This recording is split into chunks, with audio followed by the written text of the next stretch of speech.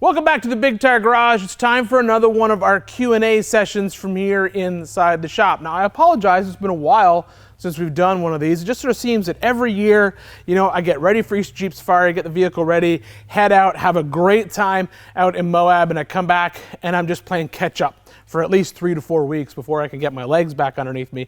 But as far as I'm concerned, it's well worth it. I love that trip every year. It's probably one of the most fun trips I do every single year is to go out to Easter Jeep Safari. And this year we were able to help Onyx Off-Road by producing the new build series that they are putting out on their YouTube channel. I'll put a link to it up here. So trust me, it's worth watching.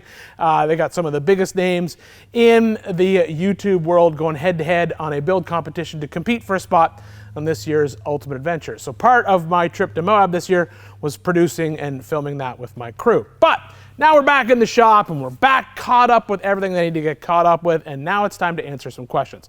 Now I'm gonna do 2 different batches of questions on this video. So the first batch of questions is the standard route. I've gone through the YouTube videos, picked a bunch of questions. I'll read them and answer them. If you hear your question being asked, make sure that you send me your mailing address to bigtiregarage@gmail.com and I'll get you a sticker pack out in the mail. And I've made a decision to celebrate Father's Day, being a proud father that I am.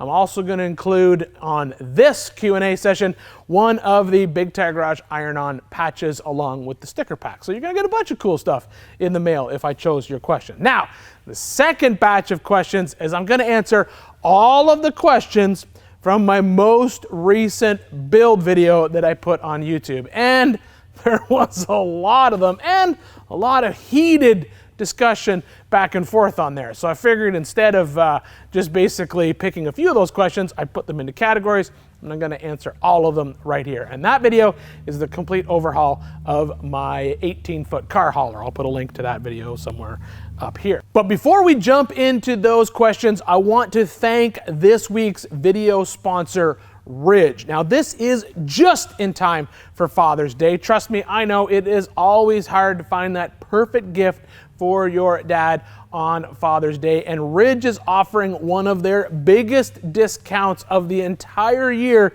in time for Father's Day. I'll put a link in the description below, but what you want to do is you want to go to ridge.com/bigtire to get the discount on their wallets and or keychains. Now, if you've noticed me out and about, you've probably seen me rocking that classic Harley Davidson biker wallet and wallet chain. I've done it for years and it's just sort of become second nature to me. It's like putting on a work shirt. I hook up my wallet chain, put the wallet in my pocket. I kind of joke that it's the original AirTag. Hard to lose a wallet when it's chained to your belt. But I am a business owner and sometimes I have to attend events and or go to special occasions of my friends, like their weddings and graduations and such, that maybe the wallet chain, that whole biker look, maybe not the best look out there. And when those times come up, that is when I load up my Ridge wallet and take it with me. Now the Ridge wallet is a unique, small, easy to carry wallet. It'll basically carry up to 12 cards. You just load it up with what you need to carry for that night, and it even has a strap on the back for cash. Comes with 30 different colors and designs. It's super easy to carry, and it's built out of RFID blocking material, so you don't need to worry about digital pickpockets when you're out. You can see it is much smaller and easier to carry than the classic biker wallet and chain, and it will look a lot better if you're in those fancy dress-up clothes like sometimes I have to do. So if you're looking for a unique gift for your dad this Father's Day, or maybe you just want to treat yourself, make sure you head over to ridge.com/bigtire to get the biggest discount that they are offering for the entire year. Get yourself a unique little wallet. Now, it's time to answer some questions. First question comes from Chris Meeks-HG8SY. What's your method for EFI Fuel Delivery for hardcore off-road angles? Have you tried Holley Hydramat in a buggy or fuel cell? So I assume when he says EFI Fuel Delivery, he's not asking a question about what's my particular choice of electronic fuel injection. I'm assuming he has like an LS or maybe a Coyote or some modern Hemi underneath the hood of his project, and he just needs to get the fuel from the tank to the engine, fuel delivery. So that would be fuel pump, lines, and as he mentioned in there, Hydramat. Now, to answer your question, first of all, yes, I have used Holley's Hydramat in a couple of my projects. I specifically use them in things like my goat-built car and or my bomber car that I know is going to see a lot of off-camber or high-speed use in the desert. Now, what Hydramat is it's this really cool, unique substance that you basically, it almost looks like a pad, almost like a pig mat if you work in a shop and you've seen those pads that you put down to absorb oil spills. Now, what Hydramat does, it goes down in the bottom of the fuel cell and you hold it down with either rods, or sometimes you can get magnets if it's going in a metal cell, or sometimes you can actually use the fuel pump itself just to hold it onto the bottom. Now, the Hydramat comes in a bunch of different shapes and sizes. And the way it works is, as long as any section of that Hydramat is touching fuel, it will prevent air bubbles from being picked up in the system. So if you can imagine, let's say you got your fuel tank and you're out and you're in your rock crawler and you're getting a pretty hard off camber. Maybe you got that bad boy sideways in a trench and you're crawling through the woods or through the rocks in Sand Hollow or Moab, Utah. All that fuel in the tank, let's say it's half full, when that tank turns sideways, well, now all that fuel's down on the other side of the tank. And if your fuel pickup was right in the middle, there's a chance that the fuel pickup can become unsubmerged in the fuel. Now, OEMs prevent this from happening by creating little catch cans on the bottom of their assemblies, and some fuel cells even have this as well. They'll have like a little, almost like a little sump that'll give you a couple minutes worth of idling time of fuel, even if that tank is perfectly sideways, because it'll have like this little basket that holds a little bit of the fuel. But the beauty of Hydramat is, if that Hydramat is in that cell, you can turn that cell perfectly sideways, all the fuel goes to one side. If any section of that Hydramat is touching the fuel pump's going to draw it across the surface area of the Hydramat and pull it up into the fuel line. You'll never have any air bubbles in your fuel and or misfires or lean conditions or anything with that Hydramat. So yes, I've used it, and yes, I love it. Now, the next part of his question, I'm assuming, is asking about fuel pumps, and honestly, it really depends on the application. I've started using these Holley in-tank pump kits, and I've used them on a couple of projects, and I really, really like them, because basically what it is, you buy your fuel cell and you get this Holley, it's basically like a new fuel cell hat, fuel pump module, everything all in one section, even the fill cap. So you basically unbolt the lever cap that comes on most fuel cells and you just drop this entire unit in. They have a bunch of different options that can feed a whole bunch of horsepower, or the one that I like the most is internally regulated. So that means you only have one fuel line running up to the motor. And that's just one less thing to worry about when you're off-road. If you can keep everything contained inside that fuel cell, fuel pump, return line, regulator, everything, it's probably my favorite setup right now. That's my go-to if I can make that work. If I can't make that work, then I'll do an external fuel pump, fuel filters on the frame rail of the vehicle. Just remember, if you do that external pump, make sure that you mount it down low, keep it lower than the fuel level or fuel cell. That way you get gravity feeds down to the pump. The pumps aren't designed basically to pull fuel up and then push to the engine. They're designed to be gravity fed and then push it to the engine. If my go-to place for fuel pumps is Holley, they have so many different options to choose from. That'd be where I would start all the time, whether I was building a daily driver Jeep with a V8 swapped LS under the hood, all the way up to a full-blown, 1,000 horsepower Ultra 4 car. I'm going to start by talking to the guys at Holley. They know what they're talking about when it comes to fuel delivery, and they can adapt. They've really sort of stepped up their off-road world recently, which is really cool. So thanks for the question. If you haven't seen Holley's Hydramat, check it out. If you're building a rig and you're looking to put it in the fuel cell, go for it. You won't be disappointed. Next question comes from Tate Watson 6362. Ian, I have a couple questions for you. All right, I'll let him ask two. Actually, he has three down here. A few is what he should have said. First, I want to say I've been a big fan for a long time. Love your channel. Thank you very much. Thanks for watching. Number one, what determines whether you use a 3 or 4 link on the front of your rig? Positive, negatives, both. I've never set up links before. What should I invest more time, money into to set up for the long term? And what should I look for in a shock package for rock crawling and mild bombing through the local dunes? Okay, so let's start with 3-link versus 4-link. I would always lean towards I'm assuming that we're going to be talking about, let's just divide it up, right? Let's start with the front axle.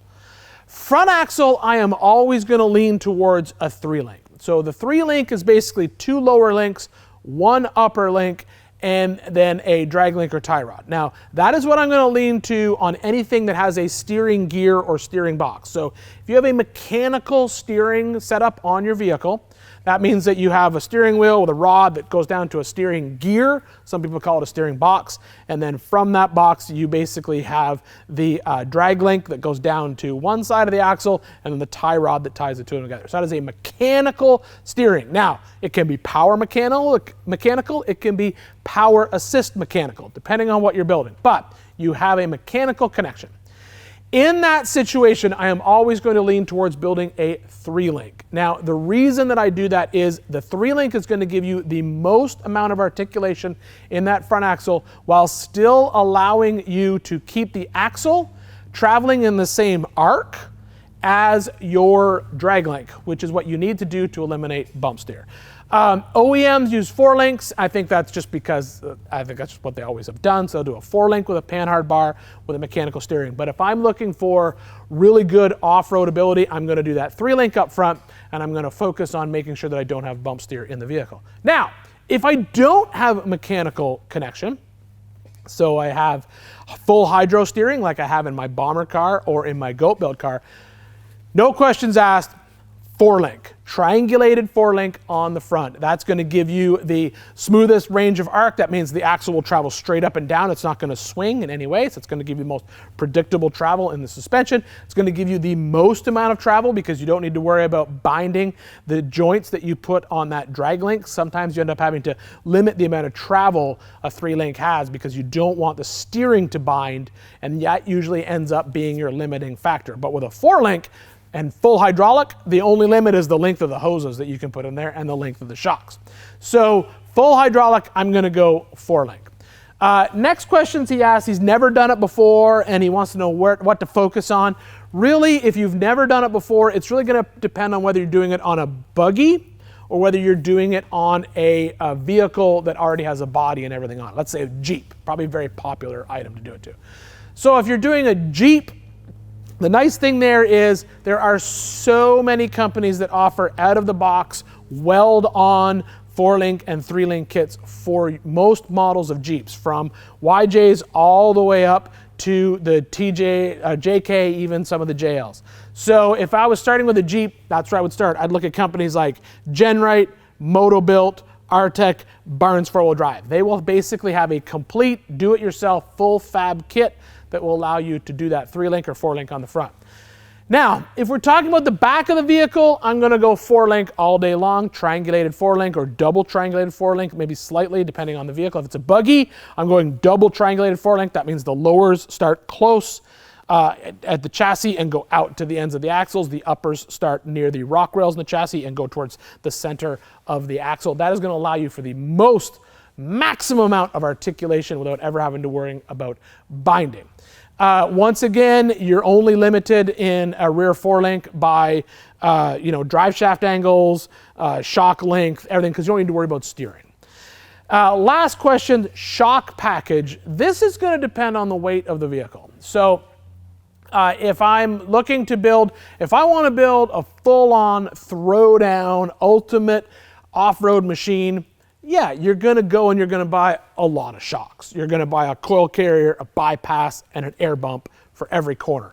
But that's essentially 3 shocks per tire. So you're looking at a total of 12 shocks for the entire vehicle. That's a lot of money to spend on shocks. If I'm building something like he said for mild rock crawling, slightly bombing through the desert, I'm just going to do coil over all the way around, and if I have the money, I'm going to put an air bump in there just to prevent the axle from bottoming out hard on those high-speed sections in the desert. But you don't have to. The nice thing is you can always add air bumps later. You could do a traditional bump stop, and then if you find you're getting into that bump stop, you can always go in and add the cans and add the air bumps later on. Now, for that shock, really the choices you have there are 2.5, 2-inch bodied shock. 2-inch used to be pretty commonplace What happens with the 2-inch though is the body of the shock is smaller, so it doesn't carry as much oil. There's a greater chance of pushing through that shock, basically heating up the oil to the point where it gets loses its ability to dampen inside the system. So unless it's a super light rig like a Suzuki or maybe even a TJ, like bone stock TJ, super small TJ, not even running tons. Like we're talking 44s front and rear, 37s, 2-inch all day long.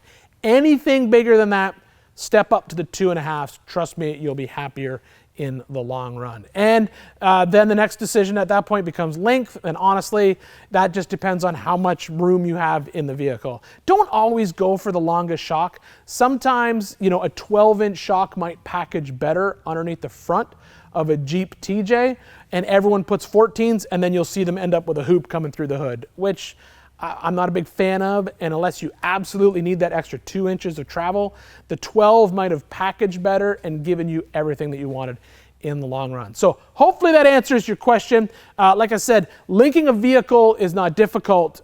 There's just some specific things to pay attention to. I'll put a link in the description below to the 4-link calculator that I use online, which is a great resource to look at when you're doing links, because you can design it all online and really get an idea of what some of the things are. And then just do the research. Research what instant center is, what rear steer is, what anti-squat is, all that kind of stuff. It'll really pay off in the long run. I did a video recently where I talked about link suspension anti-squat numbers, and I'll throw a link to that in the right up here, sidebar. Next question comes from Gary Williams 7484. Question for you about axles. I love a good axle question. Why don't we see more 9-inch axles under Jeeps? I see a lot of people going to Dana 60 and 14 bolts. Seems to me like more people would use a 9-inch because of the weight savings. So I would agree with you there. The 9-inch is definitely lighter.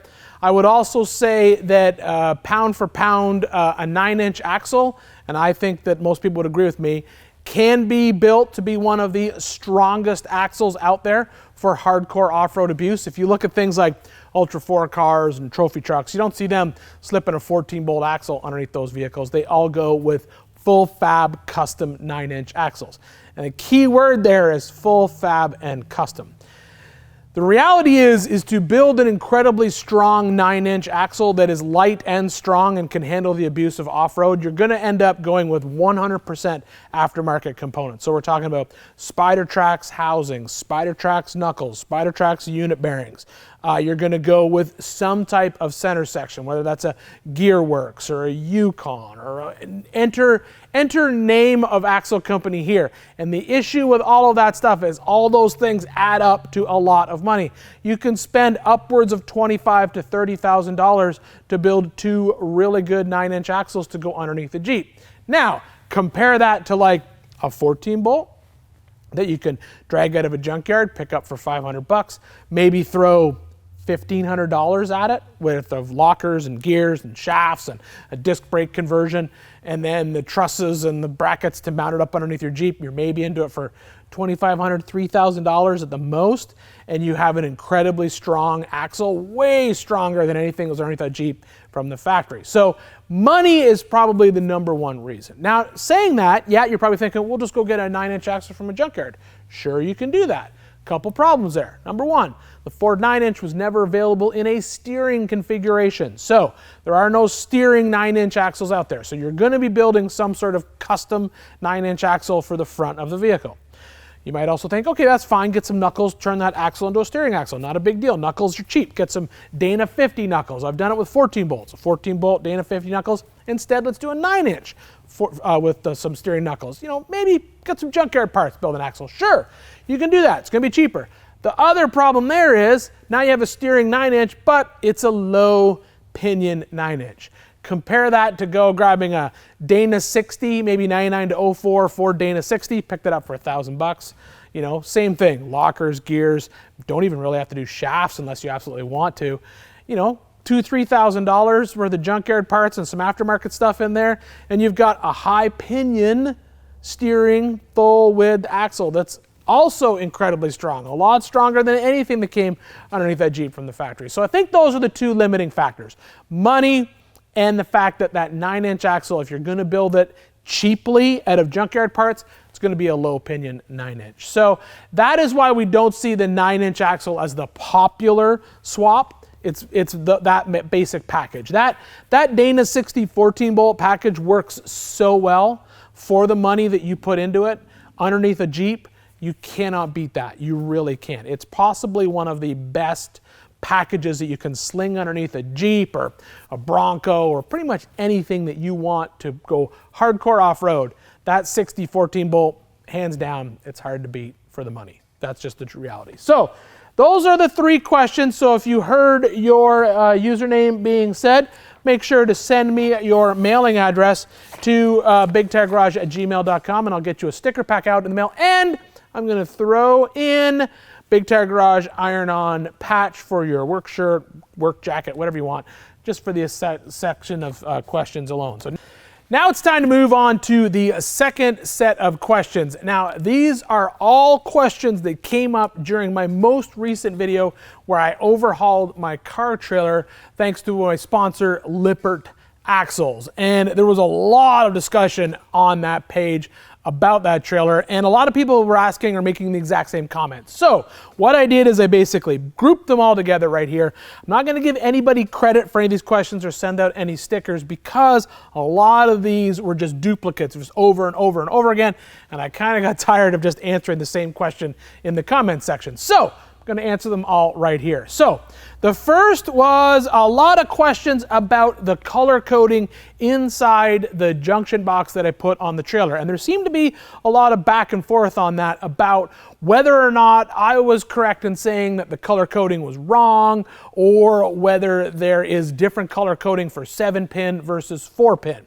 Well, I've done a bunch of research on this. I've read through all the comments, and the reality is apparently for an RV 7-pin, there is different colors than a utility trailer 7-pin. Now, saying that, I'm not building an RV. I was building a utility trailer. So I believe that I am still correct in saying that a color code inside that box was incorrect. Hence why I relabeled it. I still firmly believe that when it comes to any type of car hauler or hauler trailer, you are going to find very common colors, that being brown being taillights, green and yellow being your stop and turn, your electric brakes will be blue, your ground will be white. I still don't understand that.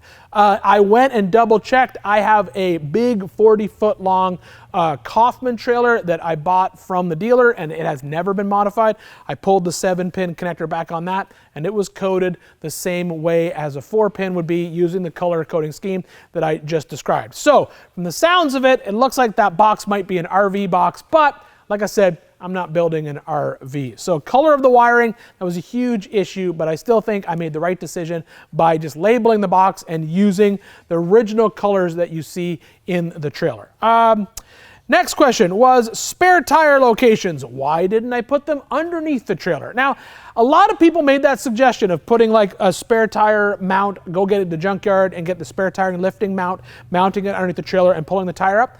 I could see that. That's actually not a bad idea. Myself, I don't want more things underneath my trailer for 2 reasons. Number one, I think it would be harder to check the spares because let's say it's underneath the trailer and it picks up a piece of road debris and cuts the spare and I don't notice it until I need the spare and it's flat. That's gonna suck.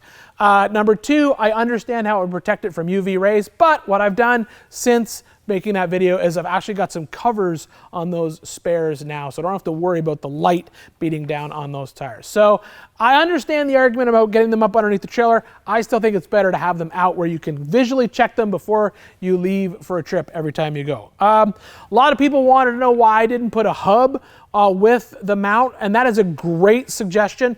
On my other trailer, that's how I had the spare mounted, was on an idler hub. I don't have a spare idler hub for this trailer yet, and I think what I'll honestly do is just get a complete hub and brake drum assembly and keep it in the tongue box. That's what I'll do for that. So I'm not necessarily going to mount a hub, but if you're building a trailer, that is a great suggestion. Use an actual hub for the spare tire mount. That way you have a spare hub if you ever need it.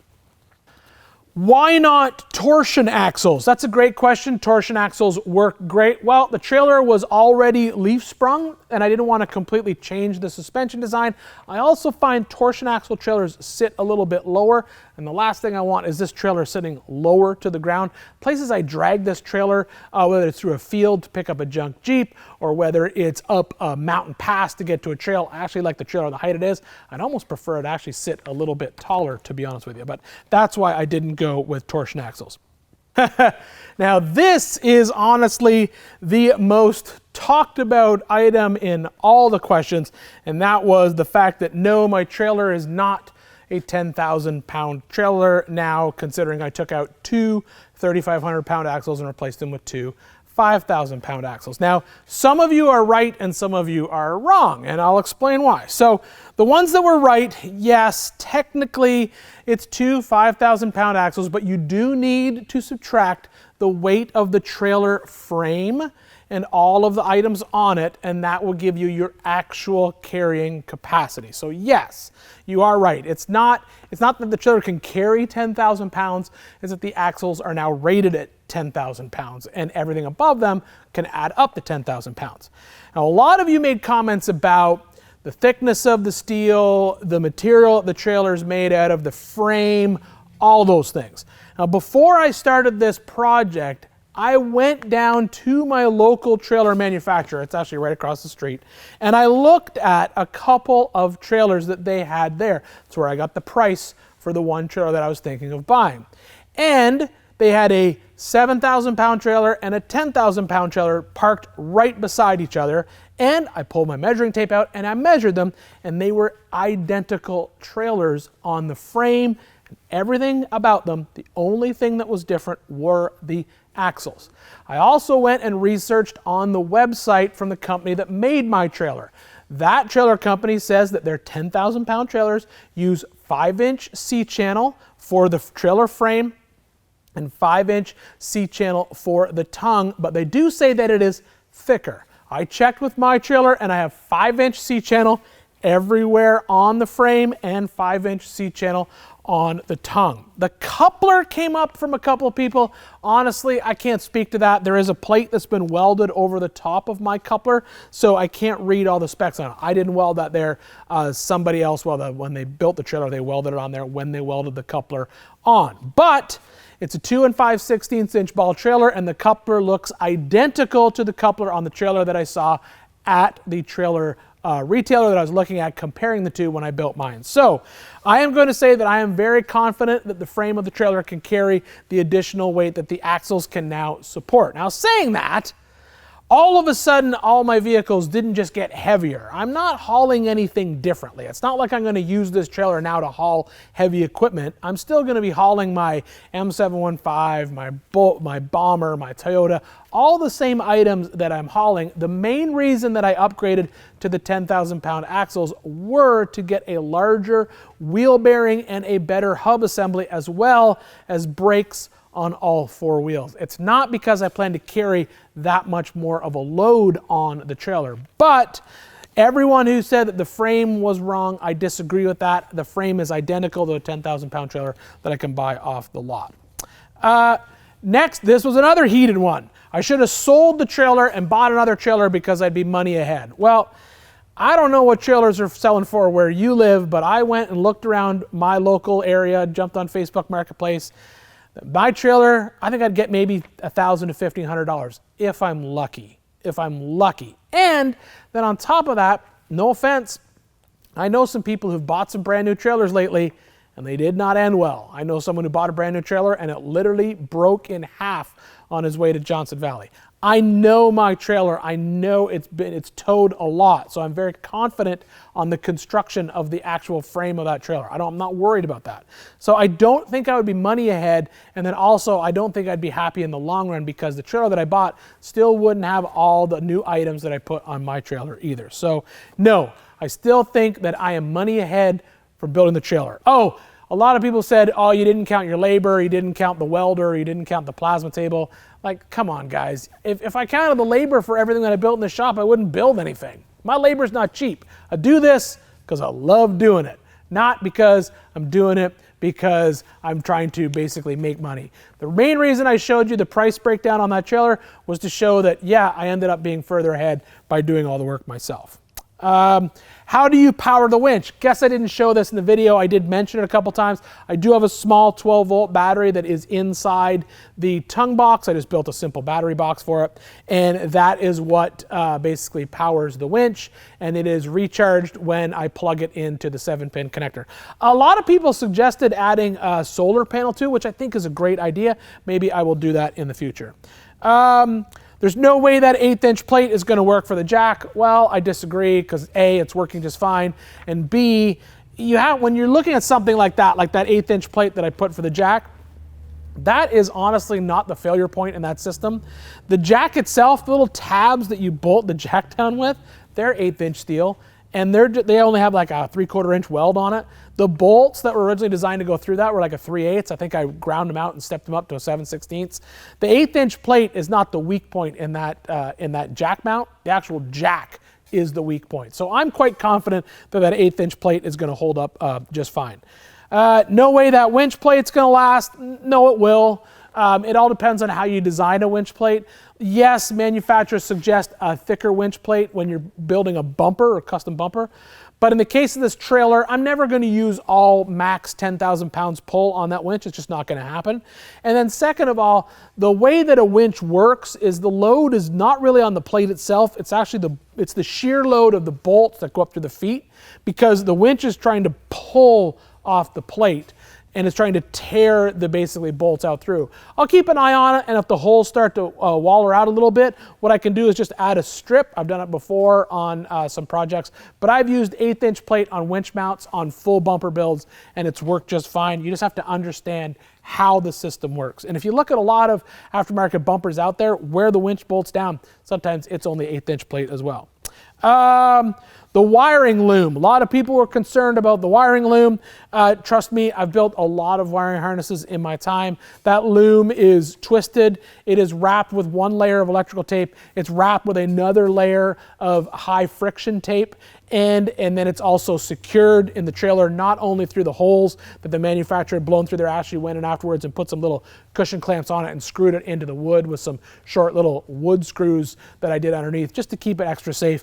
I'm not worried about it. I think it's much stronger than the original factory wiring harness, because the reality is harnesses normally don't fail like in the harness. They fail at connection points. And most trailer manufacturers use things like T-taps and Scotch locks, which those fail all the time. I did the entire wiring loom. I did everything with non-insulated butt connectors, backed up with heat shrink tubing, and then wrapped in electrical tape, and then basically, it's almost like hockey tape is what it looks like to me. It's basically called high friction electrical tape. A lot of guys use it. I'm confident that the harness is going to work just fine, but you know what? If it doesn't, I'll let you know. And then the last comment, as usual, your hair is stupid. Well, we've been through this many times. My hair is not stupid. I like my hair. All right, so hopefully that answered all of the questions. There was a lot of questions that came up on that trailer rebuild video. Thanks to everyone that watched it. Hopefully, thanks to everyone that enjoyed it. Even if you asked a question and disagreed with what I did, it starts conversation. There's nothing wrong with that. So that ends our Q&A video for this week. I answered a lot of questions, talked about the trailer. Once again, thank you very much to Ridge for sponsoring this video. If you're looking to get your father a one-of-a-kind Father's Day gift, make sure you use the code ridge.com/bigtire to get that discount. I'll put a description in the link below. And if you heard your question being asked at the start of this video, well, make sure to email me your mailing address and I'll get that sticker pack and the iron-on patch out to you ASAP. Thanks a lot, guys. We'll talk to you soon.